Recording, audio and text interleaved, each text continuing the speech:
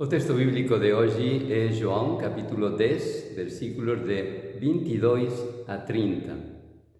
Jesús está paseando no templo de Jerusalén e varios judeus se aproximan dele e le dicen: «Até quando vai nos ter en dúbida? Si tú és o enviado de Deus, o Cristo, o Mesías, dícenos abertamente». Jesús responde: «Eu já falei, mas vocês non acreditaron. Ollen miñas obras, elas dan testimonio de min, de que eu faço iso en nome do meu Pai. Ollen as obras, elas dan testimonio de min». Esta frase que Jesús falou para explicar que ele era realmente o enviado de Deus, o Mesías esperado, nós podemos tamén afirmala para mostrar que somos cristãos, fillos de Deus e seguidores de Jesús. O que justifica que nós realmente somos cristãos non son nosas palabras, mas nosas obras. É fácil a xente proclamar con a boca que somos cristãos. É fácil a xente dizer palabras bonitas, até mesmo citar textos bíblicos para mostrar que coñecemos a Biblia. É fácil tamén rezar, mas que difícil é a xente mostrar nosa identidade cristá con as obras.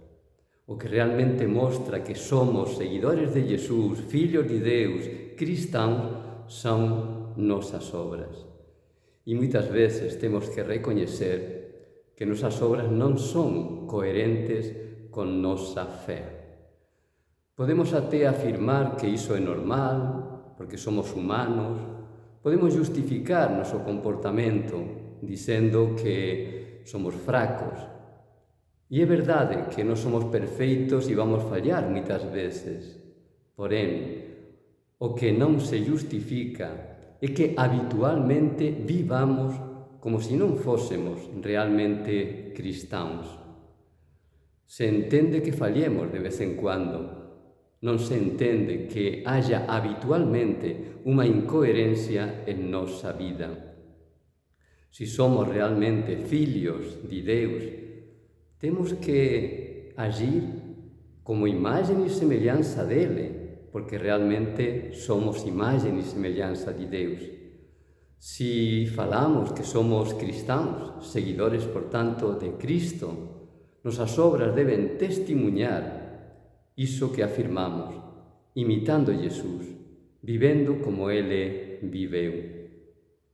Por tanto, creo que é importante tomar a decisão de sermos coherentes con nosa fé. Ser coherentes con nosa fé é olhar para Jesús e facer as obras que ele facía. E se olhamos para Jesús, ele nos falou que non podemos servir a Deus e ao diñeiro. Por tanto, nosa vida non pode ser centrada, non pode estar centrada no material, nos bens materiais. Noso centro debe ser Deus. Jesús tamén nos falou que temos que ser os últimos, que temos que renunciar a nós mesmos, que temos que servir. Quantas veces nós nos deixamos levar de nosa vaidade, de noso ego, de querer ser os mellores, os máis importantes, os primeiros. Jesús nos falou que temos que perdoar sempre. Quantas veces a xente guarda rancor e non sabe perdoar. Jesús nos falou que temos que orar incesantemente e ele o facía. Pasaba noites enteiras en oración. E para nós talvez a oración é algo esporádico, non é a esencia de nosa vida.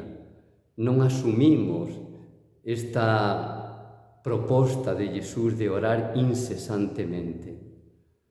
Jesús sempre se voltou para os necesitados, para os fracos, para os máis pobres, e tal vez nós vivemos moitas veces centrados en nós mesmos e ignorando a presenza e as necesidades desas persoas en nosa vida. Precisamos mudar, precisamos asumir nosa fe con coherencia, con radicalidade. Por que será que a xente non é coherente con nosa fe? Eu creo que non temos ben asumida a nosa identidade cristá. Ser cristán para nós, ás veces, é un registro na parroquia, no libro de batismo, é un título honorífico, sí. Podemos até proclamar con orgullo que somos cristãos. Ás veces tamén é unha tradición que nos temos. Somos cristãos por tradición, mas non por convicción, por eleição, por escolla. Creo que precisamos asumir verdadeiramente nosa identidade cristá, que noso ser cristán non sella só un título ou unha tradición, mas unha realidade que se concretiza no día a día. Asumir que somos cristãos significa colocar empeño en viver de acordo con a fe que temos. Pensemos tamén o exemplo que damos aos outros. Se non nos proclamamos cristãos, mas non vivemos como tal, que exemplo estamos dando tamén aos outros? Por amor a Jesús, a Deus e a nosa Igrexa, sellamos coherentes, que nosas obras manifesten nosa fe. Que você teña un feliz día, Deus te abençoe.